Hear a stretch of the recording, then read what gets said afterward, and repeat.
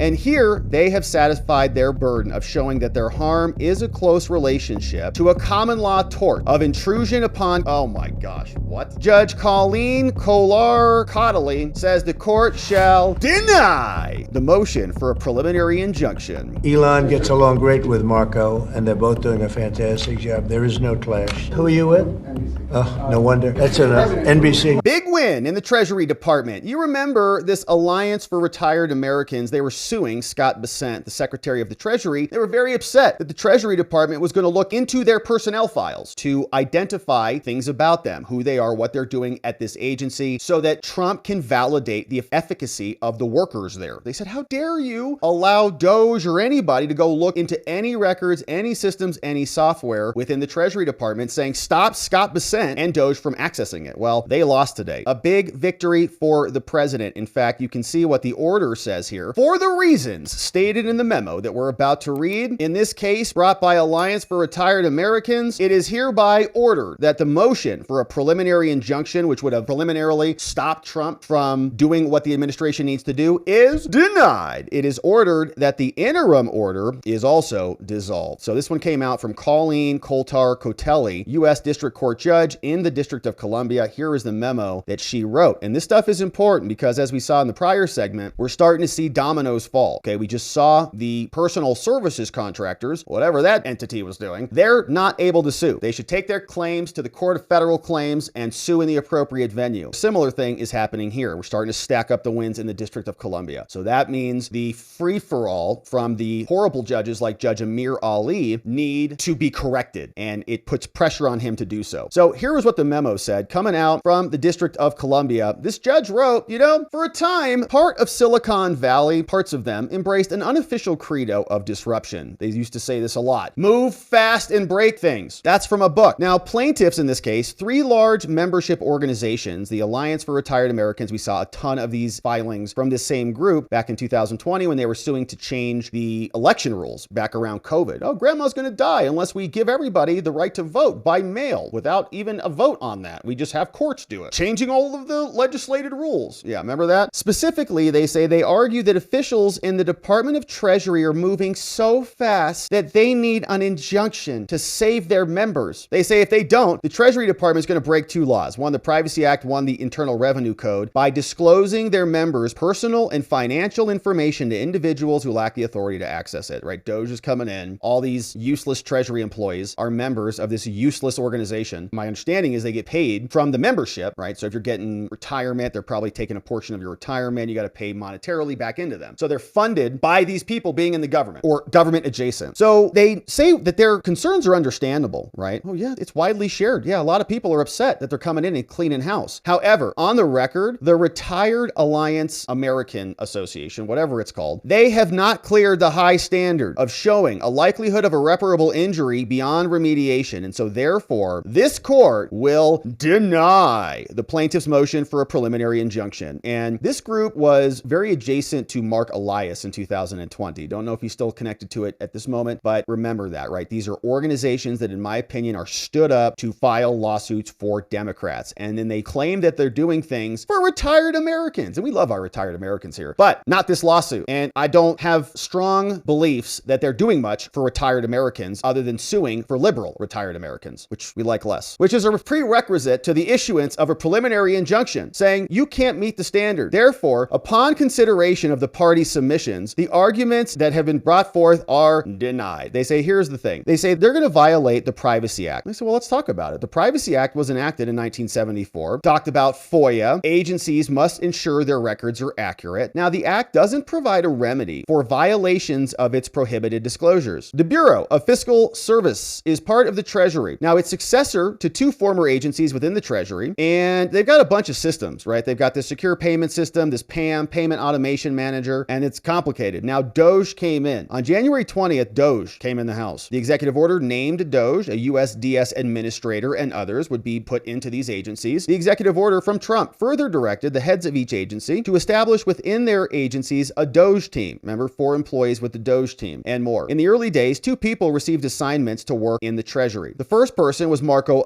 Alez, a special advisor. Alez was appointed as a temporary transitional Schedule C employee, which means he's got temporary appointments during the 1-year period following a change in presidential administration. So they codified this guy as a temporary transition type of an employee. In this role, he was responsible for conducting special and confidential studies into various strategies related to Treasury's technology, then would make recommendations to strengthen Treasury's hardware and software. Now, because he was not a designated special government employee, he was bound by the same ethics rules as most federal employees. So then he resigned on February 6th. After he resigned, they revoked everything. There's no indication that he retains any access to anything. So you don't need to worry about that guy. They're like, stop DOGE. Okay, well, that guy came in, resigned. I don't know if that was Mr. Big Balls or not, but resigned. He doesn't have any access. So the judge is saying there's no indication on any record and any evidence that he has anything. Okay, so that's done. So what is your irreparable harm? That guy's gone. He's off the list. The second person that went over to Treasury in connection with DOGE is Thomas Kraus. He's a senior advisor. Now, when Kraus signed his Treasury appointment paperwork and took the oath of office, he was onboarded as a consultant under 5 U.S. Code 3109. But the appointing official at Treasury did not execute his appointment paperwork until the 3rd. Now, when executed, this paperwork identified his start date as February 9, more than 2 weeks after he began working. Then they said, oh, that's not happened. We accidentally executed a revised appointment documentation and we backdated his appointment. Okay, so they're like, got the paperwork wrong. Wait, when are you starting? Oh, you already started? Rewrite it. But they're saying, well, then he wasn't official, right? Until it was executed via the paperwork. So on February 5th, Treasury Secretary Scott Bessent delegated the duties of fiscal assistant to Kraus. But because Kraus had been appointed to Treasury as a consultant, he was not authorized to perform managerial or supervisory work under the law, except as a team leader or director for a specific purpose. So Kraus therefore did not assume the duties until February 13th. He was sworn in. Now, at all times, unlike Alez, Kraus has been designated a special government employee, which means he's exempt from certain ethics rules that apply to most employees. He also serves as the CEO of Cloud Software Group, a private company in the enterprise industry. He's kept his role in both, but he's not taking pay at Treasury. The judge writes, now, Treasury officials initially authorized Kraus to have over-the-shoulder access to view systems that was being accessed by other employees. However, according to statements, he has never had direct or personal access to any systems and has been in compliance with the TRO that was issued. And he no longer has over-the-shoulder access either. Judge writes, now, since this case began, the Treasury has made plans to onboard 3 more people. One person's called Ryan Wonderly, going to replace Big Balls. Like Alez, Wonderly will be appointed through another number, so identifying the other people who are involved. So then, on January 26th, Trump is in the White House. BFS initiated a payment process engagement plan with the DOGE team. This plan provided that BFS would support the Treasury DOGE team for 4 to 6 weeks. The objective of this engagement is to gain full insight. How does this stuff work? One of the early goals was to make sure that the systems are tagged with symbols and codes, identifying the type of payment and the account of receiving the payment, right? So we can identify how the government is spending its money. The DOGE team agreed to help with the process of adding these symbols and codes in support of identifying inefficiencies. Elon has talked a lot about this, right? He's like, I think on the Joe Rogan show, he said that there's not even anything being put in the memo line, right? You write a check memo to AIDS doctors in the Sub-Sahara for their trans festivals. Not even in there. They didn't want to write it because you can imagine if you had to write that, somebody would go, what? How much? Because understanding the full end-to-end payment process is important. And so we're trying to learn. So BFS officials recognize that the access they were providing to DOGE is broader in scope. They say, well, you know, we've given extensive read-only access to auditors, but now this is sensitive data and we don't know what to do. So the officials also recognize that allowing broad access could present risks. Now, to mitigate these risks, they took several measures to control the DOGE team access. For example, BFS chose just one person, Alez, to be the technical team member. Then others could have over-the-shoulder access, so there's only one cook in the kitchen messing around with the tubes. BFS officials also planned to provide read-only access to other things. He couldn't modify anything. However, operating on a compressed timeline, they failed to implement some of these protective measures. On February 5th, the BFS employee mistakenly granted Alez read-write protections, but corrected it the same day or the next day. And he resigned the same day, right? So that dude resigned immediately. Now, despite the mistake, BFS officials believe that Alez never exercised any write permission, right? They went into his user. Did he make any changes? No. An initial forensic investigation also confirmed that Alez interacted with the system only during a supervised walkthrough session. No unauthorized action had to take place. And none of his activities had been completed. So like, these are mistakes. These are going to happen, right? Doesn't mean you get rid of the entire DOGE team or Elon. Elon should go to prison for life now because somebody made a mistake on drop-down setting. What is this user? Read, write, read only, write only. There's a bunch of them. So they fixed it immediately. The dude resigned. Now, is that irreparable harm? Is somebody going to die? Are all these people suing from their retired alliance? Are they going to suffer imminent harm? So on January 26, Treasury leaders approved a process intended to assist agencies. The executive order from Trump also paused foreign development assistance payments immediately, but said the Secretary Secretary of State may issue waivers. Treasury leadership also developed another process to identify all USAID payment files within the system. Later, they were directed to identify payment files with a specific code. Now, we don't know who gave this direction to complete this, but they also shared relevant payment files with Alez. Alez also was doing a manual review of some of these things. He was going through the PAM, the payment system. Now, the record indicates that only one payment was halted as a result of this new process. They identified a payment request from a Department of the Interior on behalf of the Millennium Challenge Corporation. Later, an official requested that BFS not process that. They're like, what? Millennium Challenge? What the hell's that? BFS also identified 4 other payment files and said, no, you can process those. So a lot of this, right? In sum, the present record shows here, right? Judge gave us a lot of that history, a lot of the inner workings. So for all the hysterics in the media on MSNBC and CNN and elsewhere, what are they doing in there? It's like a circus. The judge wrote it. It's like nothing happened. This is what happens at big businesses all the time. Somebody sends an email, oh, I shouldn't have sent that. Undo that. All sorts of stuff. They fixed it immediately. Everything. The judge even writes, in sum, the present record shows that the defendants, acting in haste, made multiple mistakes in onboarding the team. But there is no indication in the present record that these mistakes have resulted in disclosures outside the federal government, but neither is there any indication that they've yet completed an independent forensic review either to determine what may have been shared. So the judge is kind of hedging on that. Now it says, the people suing are the AFL-CIO, thousands of people who get money from the government. Many of them are concerned about DOGE violating their privacy. Immediately after the sue, they file a complaint and they move for a TRO. During the preliminary hearing, they made representations to the court and more. Now, during the preliminary hearing, the judge says, and after it concluded, they agreed on a consent order. Okay, so they said, here's what we're going to do. We're just going to preserve the status quo. We didn't have a ruling. They just agreed. Only these people are going to access read only, and here's what's going to happen. So then everybody responded. The court held a hearing. After the hearing, the judge wanted more filings. There are a bunch of related proceedings. Judge Vargas, for example, is doing the same thing. We have this one from Judge Rossi Alston and others. Deborah Boardman is also considering similar claims. Now, here's the analysis. They say, first of all, I can hear this claim. It says Trump raises 2 challenges to this about subject matter jurisdiction, saying these people should file in a different court. First, they say that they've not established standing here. And they also contend that we have sovereign immunity, Trump says. If they think we're violating any of these other laws, there are other courts where they can sue. They present these arguments saying you should deny their injunction. And the judge says, well, I do have jurisdiction. The court says, I do. I can hear this case. Says why? Article 3 of the Constitution confines federal judicial power to cases and controversies. Organizations can have standing, associational standing when members are harmed. And although they bear the burden of establishing this, the court notes and assumes that they'll win. So having expounded on all of this, man, very verbose opinion, saying in any event, Trump's publicity argument is fundamentally inopposite. And here they have satisfied their burden of showing that their harm is a close relationship to a common law tort of intrusion upon, oh my gosh, what? Seclusion gives them standing at common law. So their injury is the disclosure of private information, which at the common law was intrusion upon seclusion. Like you have a right to be private. People are intruding on that. It's kind of like a privacy right violation. So they have enough harm to establish standing. Here, the intrusion has already happened, potentially an illustration of the common law restatement. Man, this is a lot. At the hearing on the motion, Trump argued that their injury does not align perfectly with the harm that could be vindicated for that common law allegation. And so that still leaves 2 other prongs of analysis, standing, causation and redressability. So neither party spills much ink on these requirements. They say that their injury is traceable to Trump. But here, the court concludes that the plaintiffs have adequately alleged that their members suffered a concrete injury and they would have standing. And sovereign immunity doesn't bar this case. Trump says you can't sue us because we have sovereign immunity. And they say that the Supreme Court's recent decision saying that this is not the type of protection that sovereign immunity was meant to convey to you. So they have one final related argument from Trump. I'm actually saving the best for last. That argument proceeds as follows. Says Section 4 of the APA and the Privacy Act, according to them, says that they can't sue for injunction under that claim. But this is not what this court is going to resolve this case on. So after all of that, where it seemingly is like Trump loses every one of those and the plaintiffs win, assured of its jurisdiction, courts like to do this. They don't like to say, I can't hear this power. I don't have the power to hear this case. So I definitely can hear it and you still definitely can be sued. But the court turns to a 4-factor winter test for the issuance of a preliminary injunction. 4 factors: likely to succeed, irreparable harm, balance of the equities, and public interest. Here, we begin and end with irreparable harm. So to obtain a preliminary injunction, you got to show all 4, but the first one is irreparable harm because it's such a monstrous and massive power to order somebody somebody to do something. So consistent with these standards, to get a preliminary injunction, it is a very high standard. The moving party must show the injury complained of is of such imminence that there is a clear and present need for the relief to prevent irreparable harm. And with all elements of this, the people suing have to establish the facts there. Now, the standard for irreparable harm in this circuit is even more demanding than that one. In the Second Circuit, there's a distinct risk of certain harms may be found to constitute irreparable injury. But in this case, they say there are two types of harms, but they haven't carried their burden. They haven't shown that the harm is certain and great. Blown out. Took page 38 to get there, but golly, we got there. Says here, the Retired Alliance, they first assert that Trump have unlawfully shared their members' sensitive information without their consent, resulting in immediate injury to their legitimate privacy interests. But the judge says, yeah, but you haven't shown evidence of that. You have not made a clear showing that allowing the DOGE team to access their information is an irreparable harm. How is it a harm? Although the privacy harms they have asserted are real and they're sufficiently concrete to give us jurisdiction over this, those harms are not necessarily irreparable. Now, as Judge Randolph Moss recently noted, courts in the district have consistently declined to find irreparable injury from the disclosure of private information where the challenged disclosure is not public. It's not even public. Instead, if it's a small number of individuals who are obligated to keep it confidential, like DOGE. So under those circumstances, the court can correct and issue a remedy. For example, this court could order the small number of people who receive the information to return or destroy it. And I've looked into that. I went through all this. They're doing a forensic analysis and so on. It's all private. Nothing's gone public. If somebody has it, we can find it and delete it. So we can repair the harm that you think has been caused. The, quote, possibility that adequate relief of that kind will be available at a later date weighs heavily against the claim of irreparable harm. Now, they also say that Trump created a non-speculative risk of dissemination of private information. Now, there is no doubt, the judge writes, that the public dissemination of sensitive private information is an irreparable harm if it does happen. But on the record, these Retired Alliance people have not carried their burden of showing that such dissemination is even likely. Instead, the record shows that Trump has taken measures to monitor and control DOGE and their access to the systems and limit the risk of any improper disclosure outside the agency. In fact, their counsel represented at the hearing that these measures will remain in place going forward, so nothing's going to get worse. Meanwhile, the retired folks have not shown that any improper disclosure of private information has even taken place. The record does show that they made mistakes while onboarding the team, improperly granted read-write access to Alez, Mr. Big Balls, to a database for a brief period, failed to process his appointment paperwork accurately and timely, and sat on someone's desk. Okay. However, there's no direct evidence that any of these mistakes resulted in improper disclosures outside the federal government and made such disclosure more likely in the future. Therefore, these mistakes, without more, do not show that improper dissemination of private information obtained from the systems is likely in the future. Now, during a hearing on their motion, the Alliance argued that certain language in the order from Trump reorganizing the U.S. DOGE service supports an inference that they will continue to make improper disclosures. Because they say, well, here, Trump said he's going to do it anyways, to make sure that everybody has full and prompt access to all unclassified records and more. They say this, Your Honor, look, it shows that everybody's going to share data with DOGE as soon as the court allows them to. And once that happens, we're going to lose our privacy. However, Trump's counsel and the administration said that to the court, that we interpret that order, meaning it requires agencies like Treasury to share information with DOGE only if sharing is consistent with the law. Like, we can't break the Privacy Act. We can't break the Internal Revenue Code. We still have to follow our internal rules. Now, the administration further said, in the absence of a court order, Trump would not share information with DOGE unless it were authorized by the law. Now, because the Alliance has not produced any evidence to rebut that, to say they're not going to do that, or they haven't done that, or whatever, they've not shown that there is any unlawful dissemination. Now, their inability to show a likelihood of future wrongful dissemination is fatal to their motion. They can't show that it is going to happen, so they don't need an injunction. Under the law of this circuit, an increased risk of future harm, even if it's a tiny little risk of a major harm, is not sufficient to support a preliminary injunction. It has to be likely to materialize. Therefore, merely, like, it's not some, random, like 1%, maybe this will happen, so you have to stop everything. No. It's got to be likely to materialize. Therefore, merely asserting that the DOGE team creates an increased risk of catastrophic data breach and disclosure is not enough. Instead, they have a heavy burden. They have to show that improper disclosure would be likely, it's going to happen, in the absence of a court order. On the record before us, they have not proven that claim. Now, similarly, in the absence of a showing of irreparable harm from improper disclosure, their evidence that their members are suffering and will continue to suffer. Oh yeah, you remember this lawsuit. This was the emotional damage case. Suffer emotional distress because their action is not sufficient sufficient to support a preliminary injunction. We're going to, all these people, whiners, Rosenblatt, McElhaney, Casey, Jenkins, Morrison, Peterson, all these people in their declarations. I don't know what they wrote specifically in there, but they're bundling it up, the judge, as emotional damage. Says the court does not doubt the sincerity of their distress,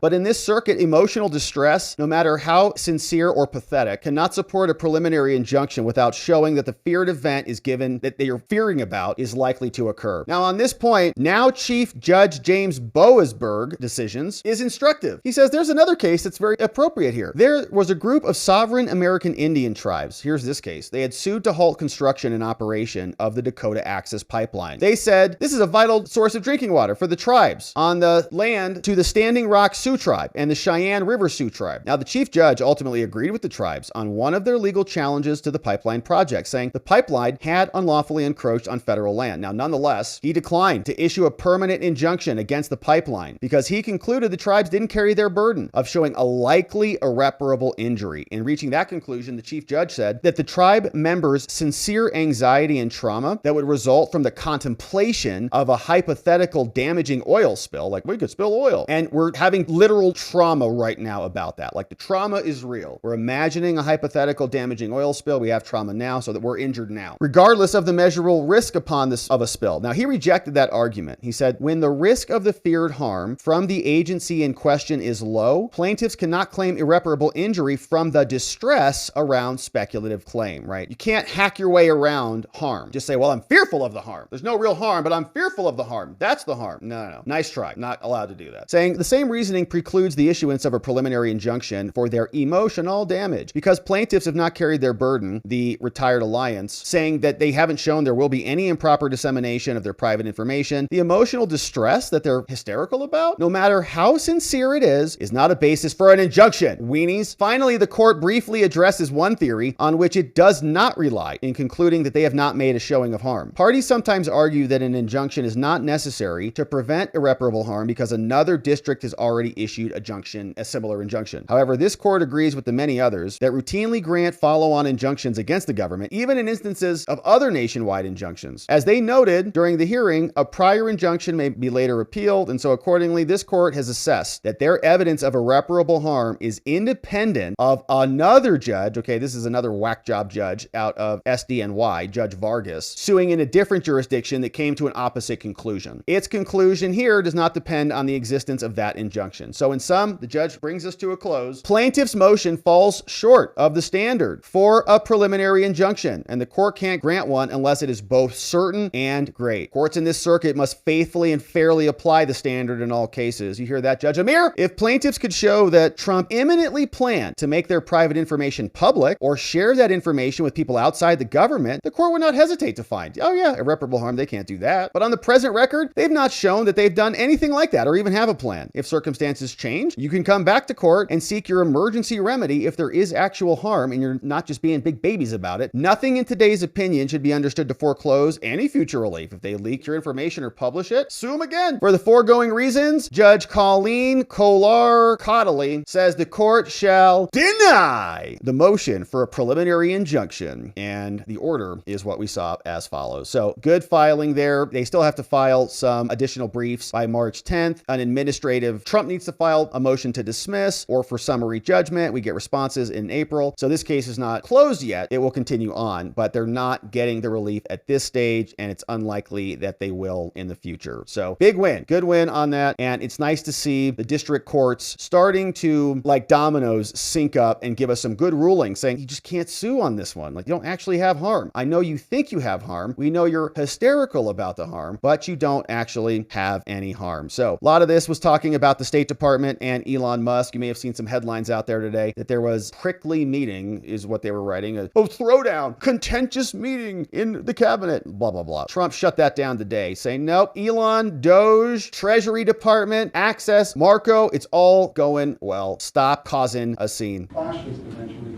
Secretary Gouveia was Secretary No clash. I was there. You're just a troublemaker. And you're not supposed to be asking that question because we're talking about the World Cup. Elon gets along great with Marco, and they're both doing a fantastic job. There is no clash. Who are you with?